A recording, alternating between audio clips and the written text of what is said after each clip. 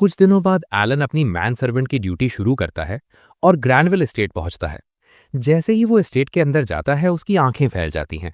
जगह बहुत बड़ी, साफ और रॉयल है। उसने पहले कभी इतनी शानदार जगह नहीं देखी थी। उसके लिए हर चीज नई और सरप्राइजिंग है। लेकिन उसकी ये फीलिंग ज्यादा देर नहीं चलती। सेसिल तुरंत उसे काम में लगा देती है। वो उसके कंधों पर चढ़ जाती है और उसे स्टूल की तरह यूज करके ऊपर की ब्रांच से फल तोड़ने लगती है। एलन के अंदर गुस्सा उठता है। वो ऑलमोस्ट उसे नीचे गिरा देता, लेकिन वो खुद को रोक लेता है। उसे याद आता है कि उसके पूरे फैमिली की जिम्मेदारी उसी पर है। उसे हर हालत में ये जॉब बचानी है। जब सेसिल नीचे उतरती है तो वो फल काटती है, लेकिन फल बहुत खट्टा निकलता है।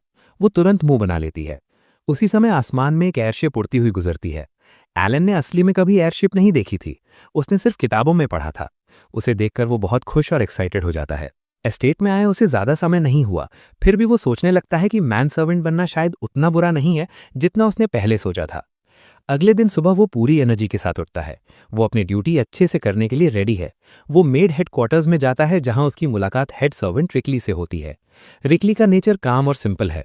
रिकली उससे पूछता है कि सेसिल के साथ उसका एक्सपीरियंस कैसा रहा। एलन का चेहरा देखकर ही रिकली समझ जाता है कि सब ठीक नहीं था। वो सिंपैथी दिखाता है और कहता है कि अगर वो हॉल बॉय होता तो शायद कम परेशानी होती। एलन को हॉल बॉय और मैन सर्वेंट का फर्क समझ नहीं आता। वो पूछ लेता है। रिकली समझाता है कि एस्टेट में सर्वेंट्स के अलग अलग रैंक्स होते हैं। मैन सर्वेंट जूनियर रैंक में आता है, लेकिन उन्हें फैमिली मेंबर जैसा स्टेटस मिलता है। उन्हें इंपॉर्टेंट कामों में शामिल किया जाता है और रिस्पेक्ट दी जाती है। दूसरी तरफ हॉल बॉय भी जूनियर रैंक में आता है, लेकिन उसे फैमिली का हिस्सा नहीं माना जाता। वो सिर्फ जरूरत पड़ने पर हेल्प करता है। ये सुनकर एलन हैरान रह जाता है। अब उसे समझ आता है कि उसके पिता की आंखों में खुशी के आंसू क्यों थे। ग्रैंड ने उसे सिर्फ जॉब नहीं दी, बल्कि फैमिली जैसा सम्मान दिया था। थोड़ी देर बाद एलन रॉयल फैमिली को ब्रेकफास्ट सर्व करता है। वो हर डिश को केयरफुली अरेंज करता है और ध्यान रखता है कि सब परफेक्ट हो। फर्स्ट लेडी उसकी स्पीड और मैनर्स देखकर इंप्रेस हो जाती है। उसे उम्मीद नहीं थी कि एक फॉर्मर सर्फ इतना पोलाइट और अटेंटिव हो सकता है। ग्रैनल नोटिस करता है कि एलन के पास कोई टैलेंट नहीं है। ये बात सुनकर सेसिल तुरंत ब्रैग करने लगती है। वो कहती है कि उसके पास विजर्ड टैलेंट है और उसका भाई मीही स्वॉर्ड्समैन है। ग्रैनल उसे डांट देता है और कहता है कि टैलेंट्स पर घमंड नहीं करना चाहिए। सेसिल तुरंत अपनी गलती मान लेती है। इसी बीच ग्रैंड की बेटी टॉमस रोने लगती है, क्योंकि उसके पास भी एलन की तरह कोई टैलेंट नहीं है। ग्रैनल उसे प्यार से समझाता है। वो कहता है कि वो फिर भी नोबल्स कॉलेज में पढ़ सकती है। वो बताता है कि वो खुद भी बिना टैलेंट के पैदा हुआ था और नोबल्स कॉलेज में ही उसने उसकी माँ से मुलाकात की थी। वहीं से उसकी फैमिली की शुरुआत हुई। ये सुनकर टॉमस थोड़ा खुश हो जाती है और मोटिवेट महसूस करती है। दोपहर में एलन को छुट्टी मिलती है। वो टाउन घूमने निकलता है। नई जगह, नया लाइफ और नया एक्सपीरियंस उसके सामने है। वो गलियों में चलते हुए हर चीज को ध्यान से देखता है। उसके मन में एक नई उम्मीद जागती है। एलन जब टाउन में घुसता है तो वो चारों तरफ देखकर हैरान रह जाता है। उसके विलेज के मुकाबले टाउन बहुत बड़ा और ज्यादा एडवांस्ड है। ऊंची बिल्डिंग्स, रंगीन शॉप्स और अलग अलग तरह के लोग देखकर वो अंदर से एक्साइटेड हो जाता है। तभी उसकी नज़र एडवेंचरर गिल्ड पर पड़ती है। क्यूरियोसिटी में वो तुरंत अंदर चला जाता है।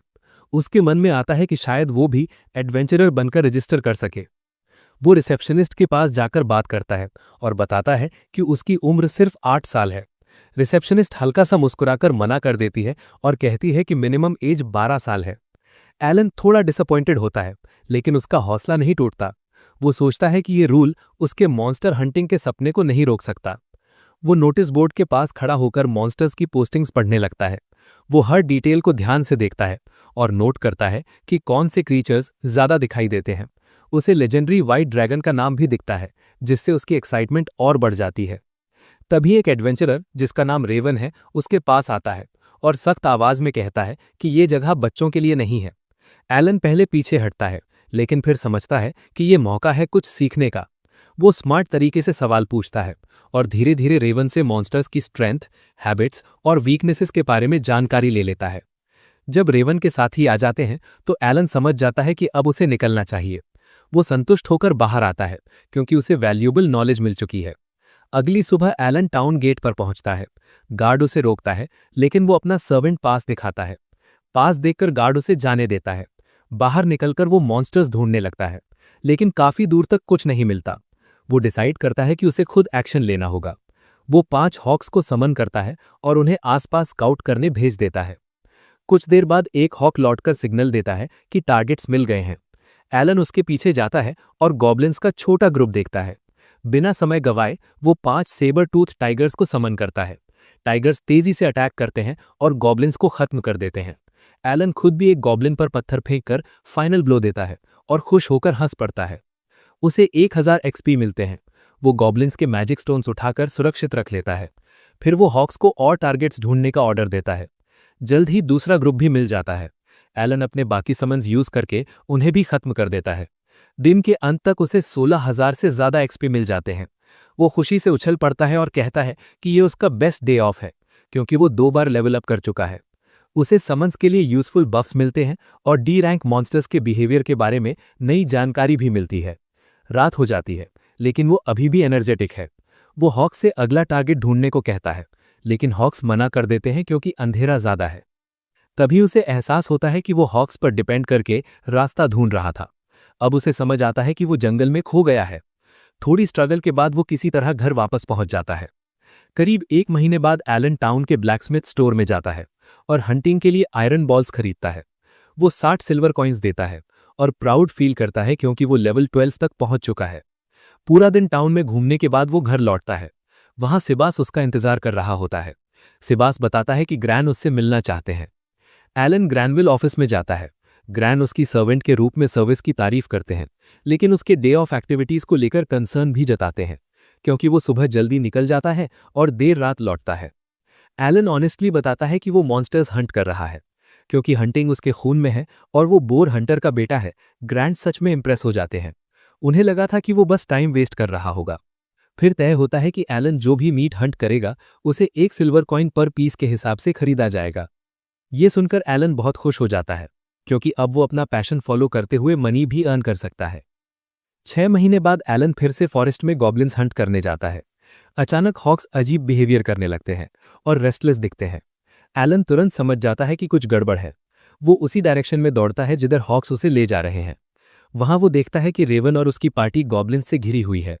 रेवन को फेटल इंजरीज लगी हैं और उसकी हालत बहुत खराब है। रीटा और मिल्साई मुश्किल से फाइट कर रहे हैं। एलन दूर खड़ा पूरी सिचुएशन को ध्यान से ऑब्जर्व करता है। वो समझ जाता है कि अगर वो अभी अपने क्रीचर समन करेगा तो सबके सामने बड़ा केओस हो जाएगा। इसलिए वो डिसाइड करता है कि इस बार वो खुद फाइट करेगा। वो रीटा के साथ मिलकर प्लान बनाता है और दोनों अपने वेपन से गॉब्लिन्स पर कोऑर्डिनेटेड अटैक करते हैं। एक दूसरे का सपोर्ट करते हुए वो बचे हुए गॉब्लिन्स को गिराना शुरू कर देते हैं। एलन के लिए ये फाइट ज्यादा टफ नहीं है।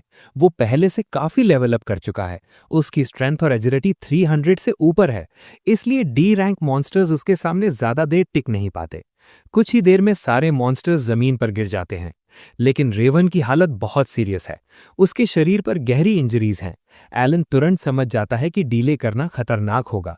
वो अपनी हीलिंग फ्लावर निकालता है और सावधानी से रेवन पर यूज करता है। जैसे ही फूल का असर होता है, उसके घाव तेजी से भरने लगते हैं। थोड़ी ही देर में रेवन पूरी तरह ठीक हो जाता है। रेवन उठकर एलन को गौर से देखता है और तुरंत पहचान लेता है। वो वही लड़का है जिसे उसने कुछ दिन पहले एडवेंचरर गिल्ड में देखा था। रेवन दिल से उसका धन्यवाद करता है, क्योंकि एलन ने उसकी जान बचाई है। जब एलन वहां से जाने लगता है, रेवन की पार्टी उसे रोक लेती है। वो कहते हैं कि वो उसकी मदद का बदला जरूर देना चाहते हैं। एलन को कोई बड़ी रिवॉर्ड नहीं चाहिए, वो सिर्फ 100 ई रैंक मैजिक स्टोन्स मांगता है। रेवन और उसकी टीम तुरंत अग्री कर लेते हैं और प्रॉमिस करते हैं कि अगले हफ्ते तक स्टोन्स रेडी कर देंगे। सब अलग होने के बाद एलन हॉकिंस के पास जाता है। वो उससे पूछता है कि वो 3 किलोमीटर लिमिट से आगे क्यों उड़ गया था, जबकि उसने साफ मना किया था। हॉकिंस के फेस को देखकर एलन समझ जाता है कि वो दया की वजह से रूल तोड़ बैठा। वो उन एडवेंचरर्स की मदद करना चाहता था जो डेंजर में थे। अब एलन को एहसास होता है कि उसके समन सिर्फ ऑर्डर्स फॉलो नहीं करते, उनके अपने इमोशंस और डिसीजंस भी हैं। ये समझकर वो हॉकिंस के सिर पर हाथ फेरता है और पहले सख्त टोन में बोलने के लिए सॉरी कहता है। हॉकिंस भी उसकी अपॉलॉजी एक्सेप्ट कर लेता है। एलन को लगता है कि उसका बॉन्ड अपने समन्स के साथ पहले से ज्यादा स्ट्रांग हो गया है। इसके बाद एलन फिर से अपनी मैन सर्वेंट ड्यूटी में लग जाता है। लेडी सेसिल फिर से उसके कंधों पर चढ़कर ऊपर वाली शेल्फ से जैम निकालती है। एलन शांत रहता है और बिना कंप्लेंट सब करता है। वो अपनी लाइफ में सर्विस और एडवेंचर के बीच सही बैलेंस बनाए रखता है, जैसे वो हमेशा करता आया है। यही एपिसोड 7 था। आगे की स्टोरी में और भी इंटरेस्टिंग और एक्साइटिंग इवेंट्स आने वाले हैं।